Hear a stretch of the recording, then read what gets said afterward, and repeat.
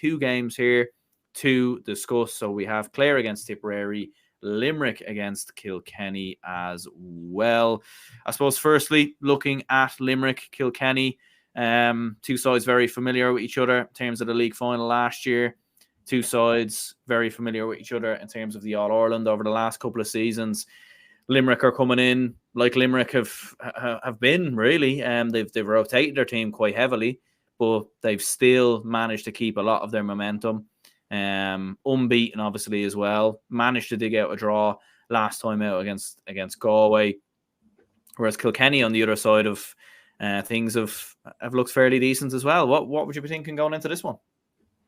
Difficult to tell. Very, very difficult to tell. Limerick actually had the first blip of the season in not beating Galway. Obviously, I know it was away from home. It was not going to be an easy assignment, but they didn't come out with the win, which is something that we don't usually see from Limerick. They usually win every game that they're in. They've been brilliant in the league campaign, and they've also added like so much to their potential options. Like Cathal O'Neill looks grand in the half-back line. Colin Coughlin has got some more minutes into him. You've got the likes of Donegal O'Dowd, Shane O'Brien, Adam English. They've all got more minutes into him in the forward line. You've got Fergal O'Connor there, cornerback, who looks like he's been part of that team for years. Like, they really, really, polished up some extra options in the team. And they're going into this championship, actually, you could argue, more well-rounded and stronger than we've seen them in a long, long time, which is terrifying when you think, like, last season, for example, players they were missing, injuries like to the likes of Declan Hannon, etc., were huge. And this season, if Hannon can get back in time for championship, it'll just be absolutely incredible, that the team that they're going to have together, if they get everybody available, everybody fit, everybody singing off the same hymn sheet, it's going to be pretty hard to stop. And this season as well in the league, they've definitely carried the same energy on. I think Kylie might be tempted by the slam dunk, as in like win the league and win the 5 in a row.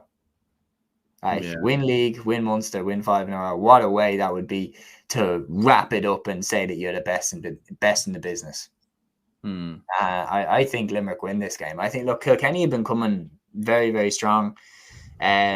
The form of the likes of Owen Cody and Adrian Mullen has been very impressive. Billy Drennan's been very impressive in the league as well, which is great to see for Kilkenny. He's a player with massive potential. But I think Limerick win this. Yeah, I think it's an interesting one. All right, like obviously TJ Reid's back in for Kilkenny now as well. We know the power and strength of players that they have. Owen Cody's obviously been in great form as well. John Donnelly's always been a player I've been very impressed with as well. Like, it's like a lot of Limerick and Kilkenny games over the last few years, you'd expect it to be neck and neck.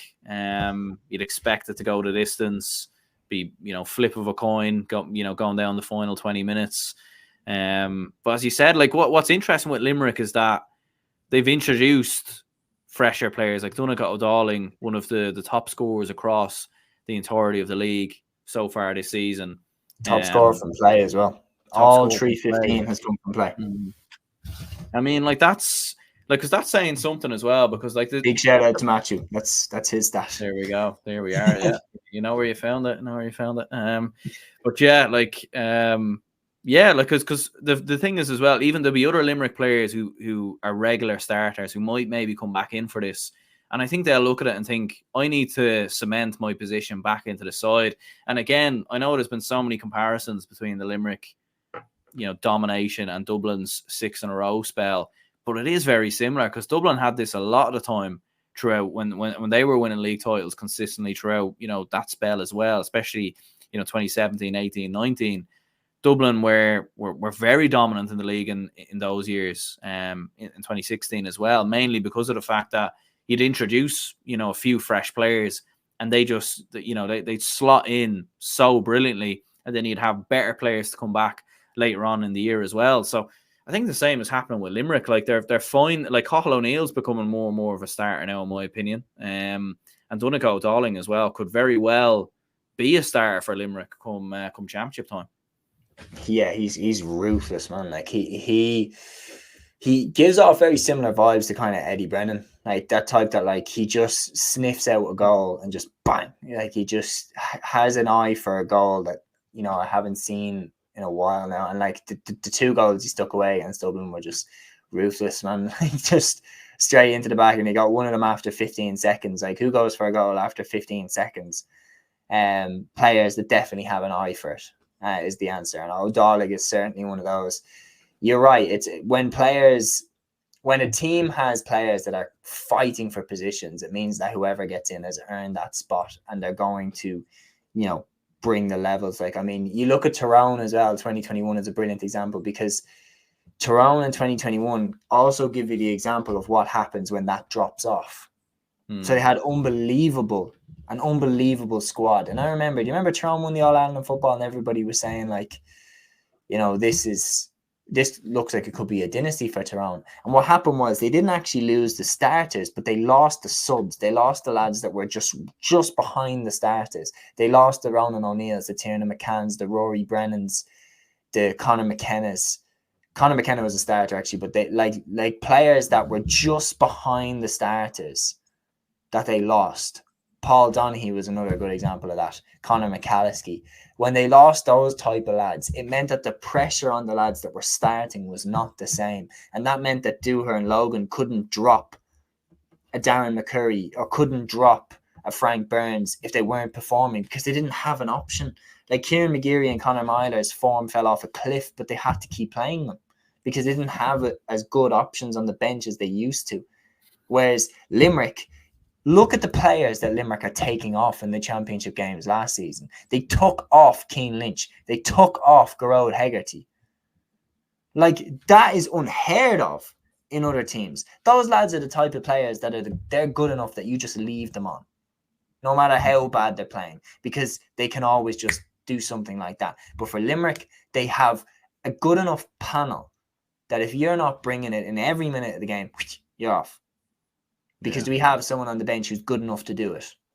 And we have 6 or 7 different options for your position. So they've a frighteningly deep talent pool.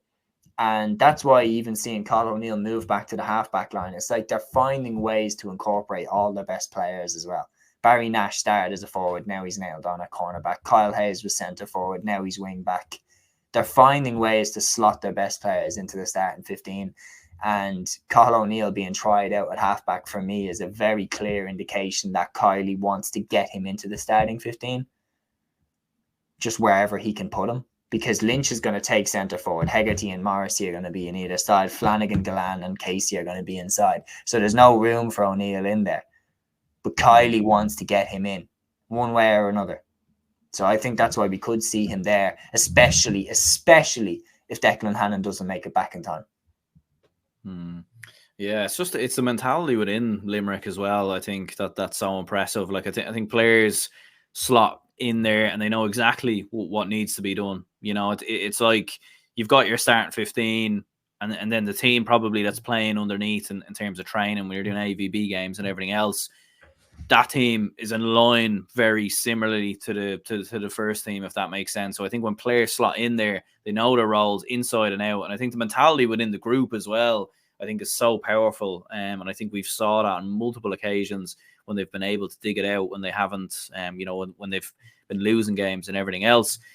Keane says Kilkenny to win this clash against the All-Ireland champions. Look, I think for Kilkenny, it's a massively important game because the next time Kilkenny play Limerick this year, if they do play them again this year, will be in the championship, and it's probably going to be a semi-final, maybe again another final. Limerick have obviously beaten Kilkenny in the last 2 All-Ireland finals, in the league final last year as well. You feel like Kilkenny, like they have to be gunning for this because they need a win, a big win versus Limerick, and it would stand to them brilliantly if they beat Limerick going into the championship, because at least then if they were to play Limerick further on down the year, they would at least have that behind them. It does, because it just gives you a confidence that you can beat them. Because I remember one of the things that's the craziest stat is that, like, say for example, bringing it back to Dublin again, for example, like I remember there was some stat that came out that I remember Joe Sheridan saying the Chase and Sam documentary, like how important the 2010 win was for me. It's, like, psychologically, it was like there was only 3 or 4 lads in the panel that had actually ever beaten Dublin. like in anything. Because like, that is absolutely baffling when you think about how then you can convince yourself that you can when it matters the most. If Limerick haven't been beaten by Kilkenny, if Kilkenny haven't done it against Limerick, there's dwindling, connections to that 2019 starting lineup year on year. TJ, like a lot of key players in that 2019 team are gone now. Like there's no more Pádraig Walsh, there's no more Conor Brown. Like he's stepped away from the panel and been a big loss at that. There's no more Colin Fennelly. Like players that were big players in that team aren't there anymore. And that's why when those players step away and you consistently then lose to Limerick, like you look at the league game last year, Limerick wiped the floor with Kilkenny in that league game. So then how can you have the confidence to beat them when it all is on the line, when you haven't been able to beat them when nothing's on the line? Mm-hmm. Like, so I think it's massively important that Kilkenny win this. But again, the way Limerick are playing right now and the players that they have, I back them going in against any hurling team that has ever played the game. I've never seen a team this good, Aaron. Like they're so good. Could you argue maybe though that like they're not at that standards just yet though because of some of the key players who've rotated in now? You could argue that, yeah, but again, it's a very good comparison that you made with the Dublin team, and another team that they're always compared to, and rightfully so, because Kilkenny in the late 2000s were I think the greatest team of all time. Cork as well, obviously Cork's 4 in a row has to get a mention as well. And I see it's very difficult to compare those teams because it's a completely different game. It's a different time. It's a different standard to compare to. For their eras, they were the best team of their eras, no question about it. If Kilkenny were to play Limerick now, it's impossible to say who's going to win because the game has changed so much. Like the reality is Kilkenny won an All-Ireland hurling title by scoring a goal and 16 points against Cork in 2006. That doesn't win you a half against Limerick. Like, do you know what I mean? Let alone a full match. So the reality is the standards have gone up with Limerick, but maybe the Kilkenny lads would have jumped up. And when you look at someone like a TJ Reid, he was still playing in 2008 and he's still one of the best players in Ireland now. So yeah, who's to say that Kilkenny wouldn't win this game if they were, somehow transported to now and given the modern game and given the modern trainings and everything like that and the modern diet and they were as big as the Limerick lads? Like, who's to say that they don't have the better hurlers? But I'm saying the reason I always look at it is I think Limerick's path to an All-Ireland is more difficult than Kilkenny's path to an All-Ireland. Kilkenny had to get out of a Leinster Championship that didn't have Galway, that had a Wexford on the slide, that had an Offaly on the slide, and that had a Dublin that was still very much in the rebuilding process. It didn't have any threat for Kilkenny to the Leinster title. So they had to get through that, and they were in the All-Ireland semi-final immediately. Whereas Limerick have to get through 4 absolute crazy games in Munster every time. And then the Munster final, just to get to the semi-final. So that's why I'm saying there's more standing in Limerick. There has been more standing in Limerick's way. But Kilkenny, like in that example there, Kilkenny could always up the gears. Limerick can always up the gears. I always fancy Limerick to take whatever game they're in. And same applies to this one. And what are you thinking for Limerick then, in terms of a points margin? 4 points. 4 points, yeah. It's a hard one, really. Like, I do look at it and think Kilkenny, they just need, I think the quality is there. The players are most certainly there, but I do agree with you. I think Limerick, they do seem to always find a way, and even with rotating players and everything else. And look, to be fair, we saw a lot more of the key players come back in the last couple of weeks, like Aaron Glan and Cian Lynch and a few others as well. So probably Limerick might, they probably will not go, to their absolute strongest. And look, Kilkenny probably won't either as well. But I think Limerick will be more or less there. And I do agree. I do fancy Limerick to come through. I'm going to say by 2 points. And I think it's going to be another one of them games as well, where Limerick are probably 3-4 points down in the second half. And then with a flip of a switch, they go on an incredible run and then topple the Cats in the process. The other semi-final is Clare versus Tipperary. Obviously, both of these two sides have been in impressive form as well. And from a Clare perspective, likes of Mark Rogers, it looked very good there. Gerard O'Connor, on the other hand side, has been an absolutely flying form for Tipperary.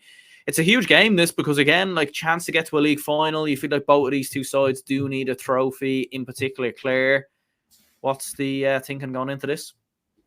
Oh, it's very, very interesting, this one. Like, Clare definitely need a trophy to kind of capitalise on the generation that they've had. It was funny, I was talking to Jer Gregan, who was on my podcast a few times. I was talking to him and I was saying it's funny. I actually think that this Clare team over the last 2 years, you could argue was better than the team that won the All-Ireland for Clare. And you could make the point that I think that there's a few All-Irelands since then, like the 2015 one. I think Clare beat that Kilkenny side.